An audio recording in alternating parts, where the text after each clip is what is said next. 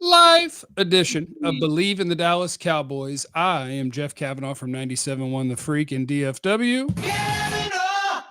which you can hear from 2 to 6 p.m. on 97.1 The Freak if you're in DFW. And if not, you can always use the iHeartRadio app and listen outside the listening area. If you only care about sports, you should probably listen at 4 o'clock. Best damn sports segment, period. But we scatter sports throughout depending on what's going on.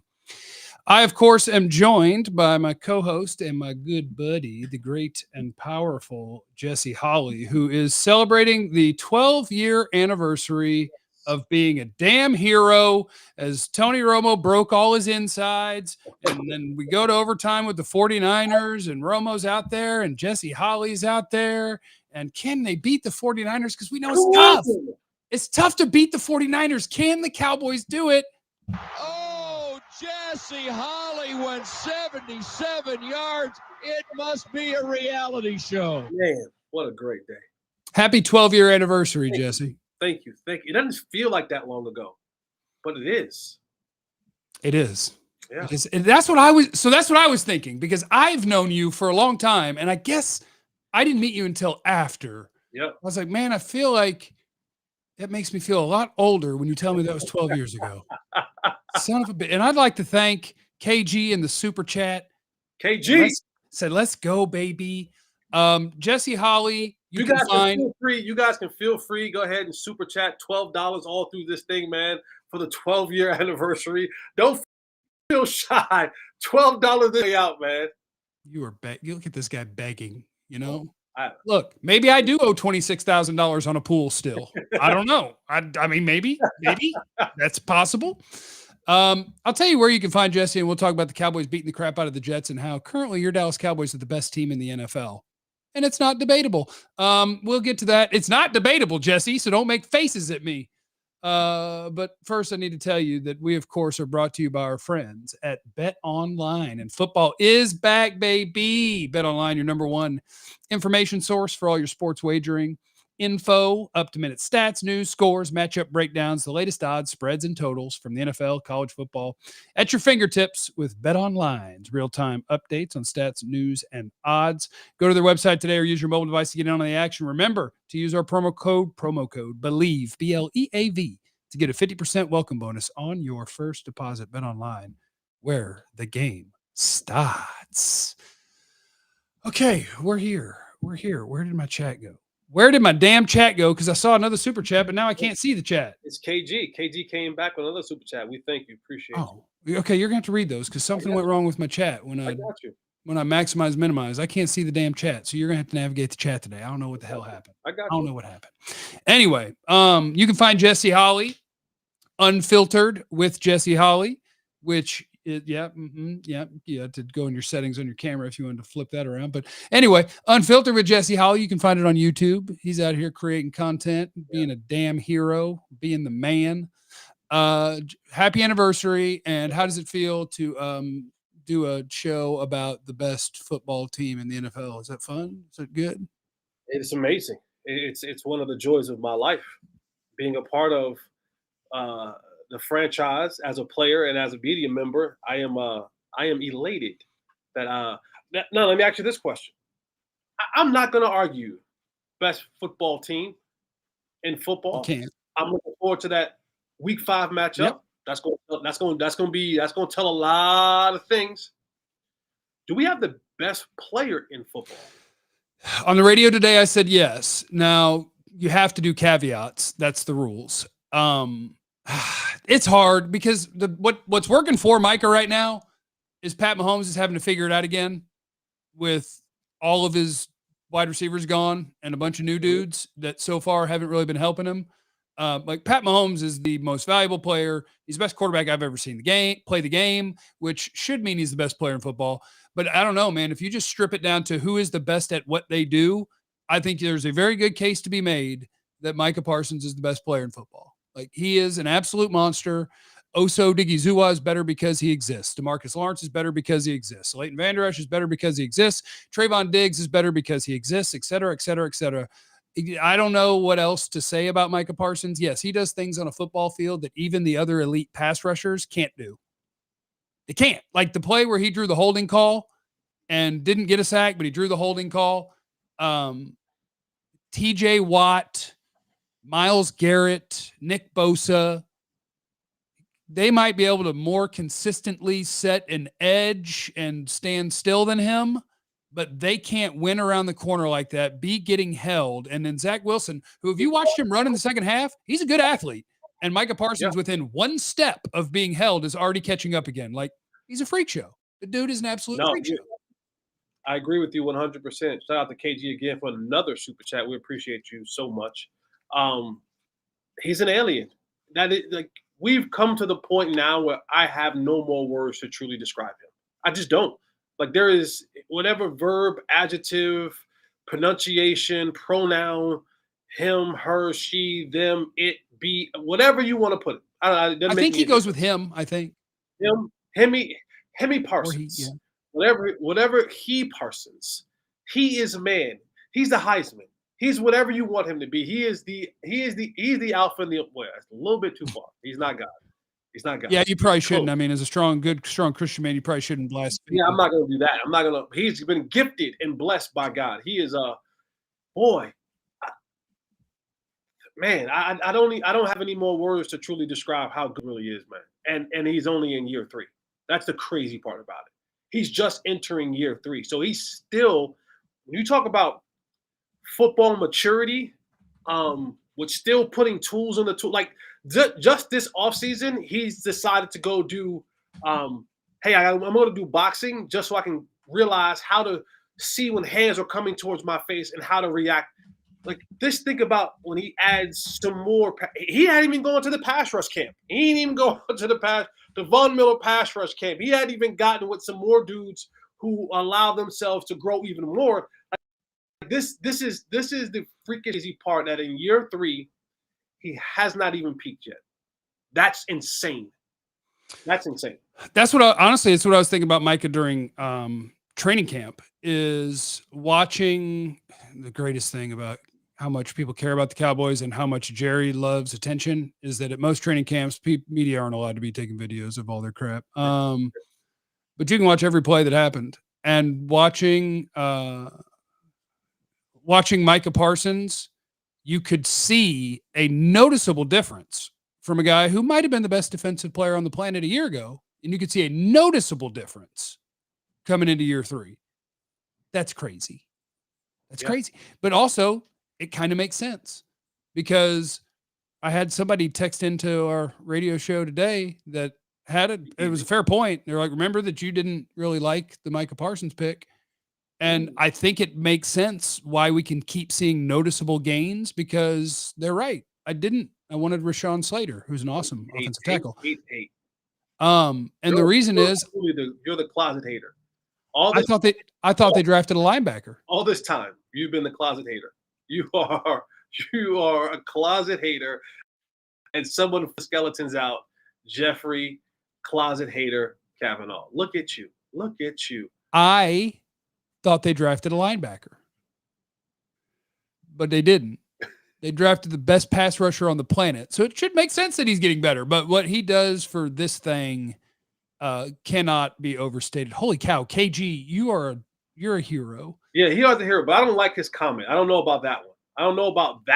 Well, let's talk about the Cowboys offense, because I actually think there's something happening right now that I'm not real comfortable with. I think people are being a little bit too dismissive of what's happening with the Cowboys offense because of how awesome the Cowboys defense has played. And KG said, I remember a super chat about maybe a year and a half ago, and Jesse said CeeDee didn't have that thing in him the elite receivers did. Has anything changed of that opinion? Sorry for holding receipts. Today's going to be an accountability day for both of us.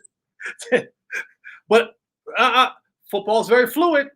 At that time, 2 years ago, he didn't. I was questioning some things about him 2 years ago. But what did he do? He evolved. He learned. He grew. Now I love him. And I think he's getting ready to crack that elite receiver status by midseason. I do. Yeah, I think trying to figure it just on the eyeball test, I think there's no doubt he's a top 10 guy. And yeah, I think even people who might think that seems high, once you start listing them out, it'll be like the quarterback thing where you're going to get to 7 or 8 and you're going to start going, yeah, I guess he goes right around here. What is incredible about what the Cowboys are doing on offense right now, especially in a game where Brandon Cooks didn't play, is the fact that 11 of the 14 targets to CeeDee were complete, plus 4 of the 4 targets to CeeDee were complete in week 1, means that on the season, 88% of the targets going to number 88 have been completed.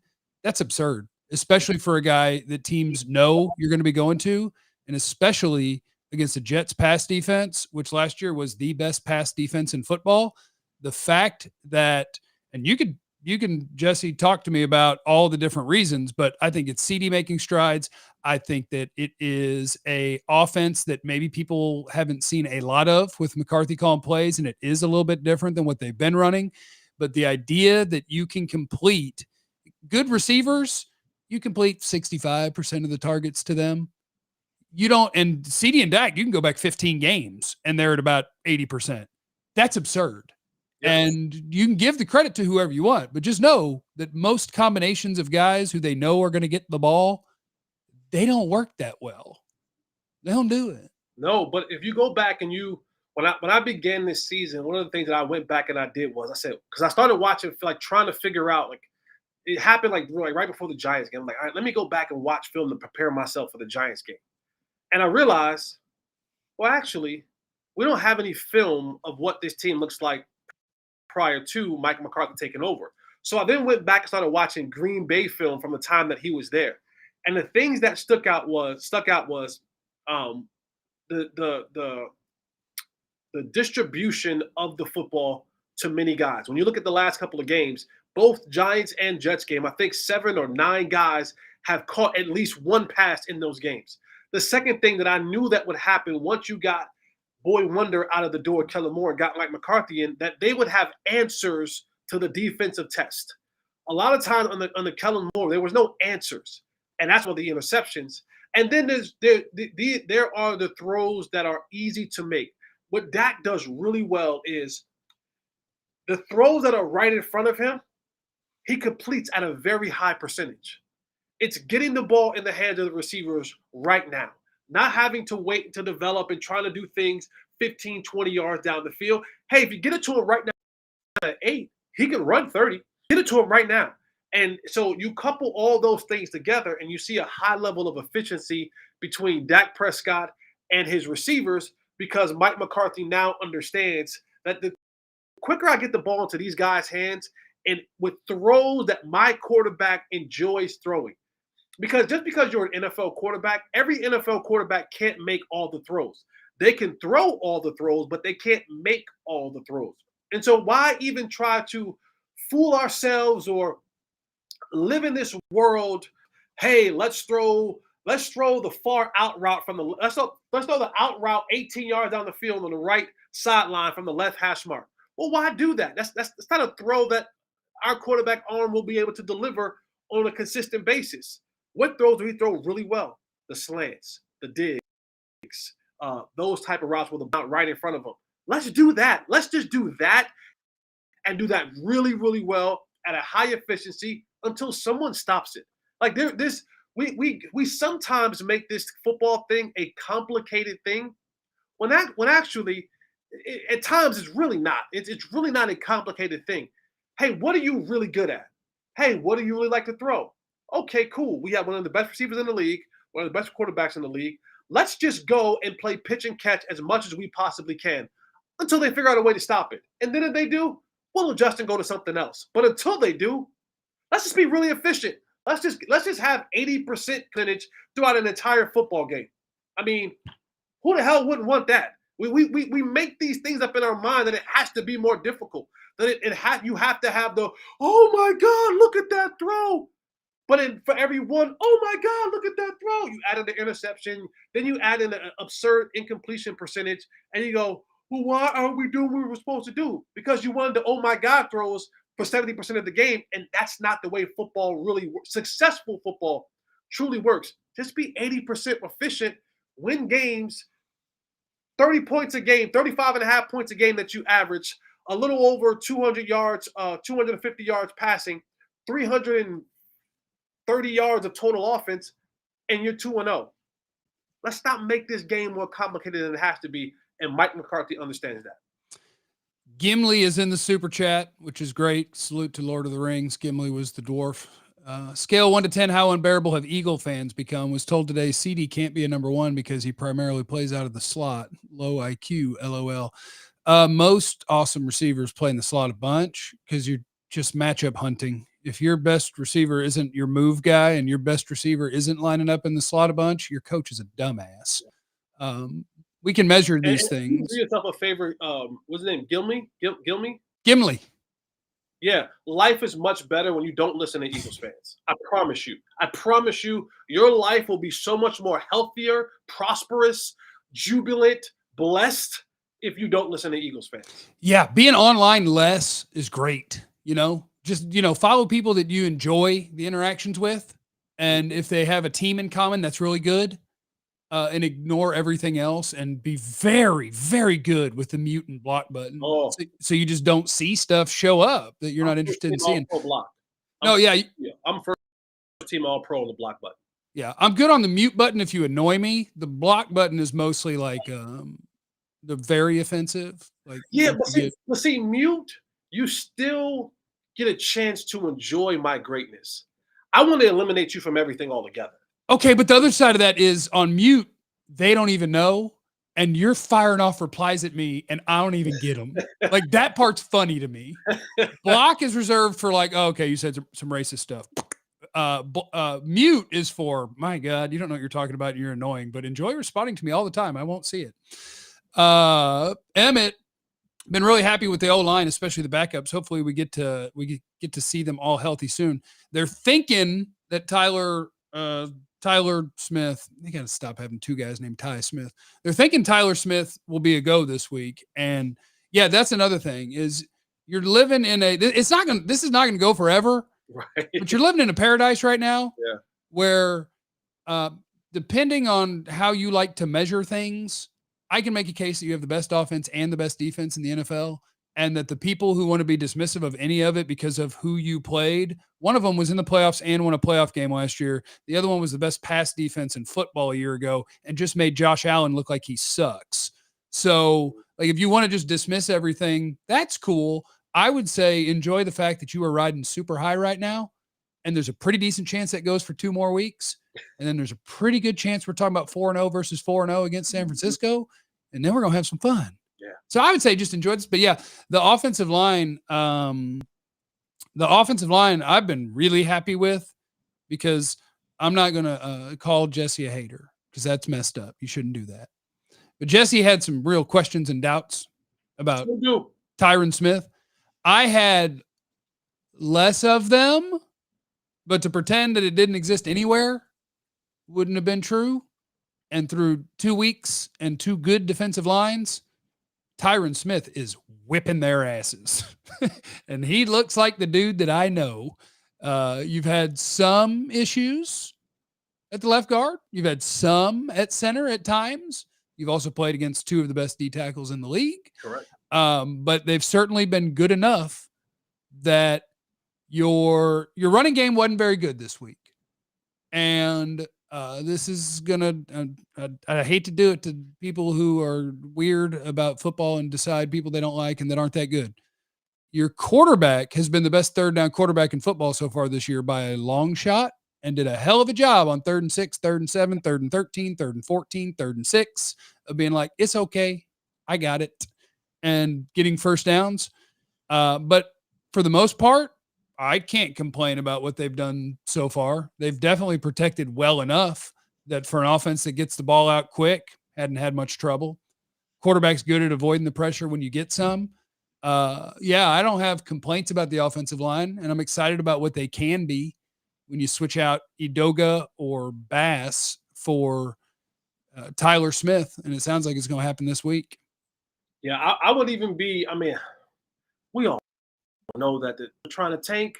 They don't really want to put up an effort. Buda Baker went on IR. Sorry, I like their game this week was the perfect game for a tanking team. You had a lead. It was a fun game. It was an exciting game, and at the end, you pulled a loss out.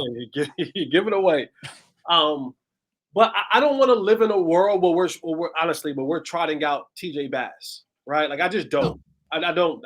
That's not a world that I want to live in, and I think we've gotten away with it. I do believe, going back to the Mike McCarthy offense, his style is it builds into the fact that when you don't have super productive offensive linemen, look at the Aaron Rodgers days where they didn't have a bunch of great offensive linemen, but the ability to get the ball out so quick, so fast. Right now, those defensive linemen don't have a chance to get the. Then when you put your quarterback either right or left, bootlegs, waggles, nakeds, that again, you're running away from pressure. You're getting the ball out quicker than others, and then you have them off balance. And the Cowboys ran the ball. When you think about it, they ran the ball like 40 times in that game. They had 80-something plays in that football game. I mean, so they've been able to do what they need to do on both passing and running the football. But again, as you get into the meat of this season and you start playing, all of the teams, I want the best offensive lineman I possibly can. So I would even consider going ahead and giving Tyler Smith one more week. Go ahead and give him one more. Fully find yourself healthy, right? Not trying to get back to get healthy, because once you enter the season, no one really gets healthy during the season. It's like, unless you're not playing football, is the only way that you're not getting healthy. So I wouldn't be opposed to giving him one more week. And my little bit of hate towards Tyron Smith, he's not as athletic, and and you see it when you watch him play. He's not as athletic as he used to be, and I get it. That's granted. He's been in the league for 27 years. Not 27. Close. 12 or so. But my biggest thing with Tyron is, when is the injury coming? I don't want to talk it into existence and knock on wood. But he's been a guy who we found on the injury list at some point in time this season. So continue to do what you can, big fella. We just hope I don't want to. But history has said, I hate you. It's not gonna happen. But yeah, shout out to Micah Parsons. Shout out to Tank Lawrence. This defense, I think, showed how that game was going to go on literally the first drive. Play number 1, Dan Quinn was like, why don't you line up? Why don't we flip a little bit? Tank Lawrence, you line up on the right where Mike is usually at. Micah, you be on the left. Because I got a sneaking suspicion they want to run left and wide on the first play. And Tank, why don't you split out a little extra on those 2 tight ends so the tackle can't block you? And they got to try one of them tight ends. Beat their ass, 4-yard loss. Hey, when we get to third down, sack Micah Parsons, first drive. The game was over. Yeah. You saw what that game was going to be on drive number 1. Cowboys march, touchdown. First play, Tank Lawrence stops the run. Third down, Micah Parsons sacks the quarterback, and we go on to victory. And they're not even at full strength yet. So, I want to sit here and be like, all right, hi, I'm Jeff. I watch all 22. I'm a tape guy. I want to analyze the issues with this team. It's hard. Yeah. You should be riding high as hell. The offensive line is doing well. The offense has been the most efficient offense in football. The rookie kickers kicking it straight. There's going to come a time where we're going to be able to talk about people. I just don't know who to talk about. I could tell you, hey, Trayvon Diggs could have gave up some plays, but Tank Lawrence didn't let him, and Micah Parsons didn't let him. Right. But that's what happened. So what am I going to do? Say what could have happened? That's life. You know what? Guys are open back there. And you know why quarterbacks can't get to them? Because Micah Parsons is screaming in your face. Osa Odigizua is screaming in your face. Tank is screaming. They look open down there. But you see what the quarterback's doing? He's running for his freaking life. So actually, they're not open. They look, but unless this guy can do the around the back, throw the ball down the field 50 yards, they're not open, and they won't be open for a very long time because of this pass rush and the synchronization that Dan Quinn and Mike McCarthy has. Like, you can just tell Dan Quinn is just like, Mike McCarthy is like, I don't really have to put the ball in danger's way, because if we punt this thing, it's not a bad show to watch. Our defense go out there and whoop this team. The Cowboys had the ball for 42 minutes. Like 42 minutes. You know how absurd that is for an offensive team to have the ball for 17 minutes? The Cowboys had it for 42. The Jets had it for 17. That is complete domination from start to finish. And that is keeping that defense ultra fresh.